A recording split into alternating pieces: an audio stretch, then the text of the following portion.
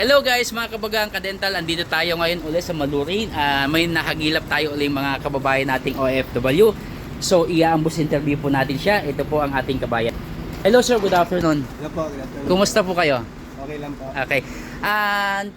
Ilang taon na po kayo dito sa Malaysia? Mag-apat na taon na po. Mag-apat na taon. Kumusta naman ang pagtatrabaho niyo dito sa Malaysia? Okay na, so far okay naman po.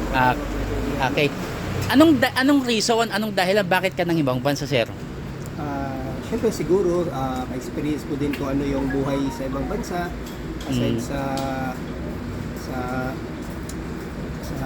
yung mga gusto mo mangyari sa buhay mo, siyempre, yun para makatulong din sa pamilya. Okay.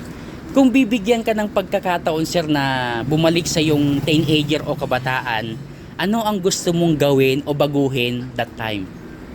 Siguro yung mga pagiging pasaway siguro. Dapat baguhin na yun. Dapat hanggat bata pa tayo, dapat alam na natin yung goals natin sa buhay para kung balak man natin ang ibang bansa o may pangarap man tayo, at least madaling maplano, tsaka kung gusto mo, walang sagabal, ganun. Ayun.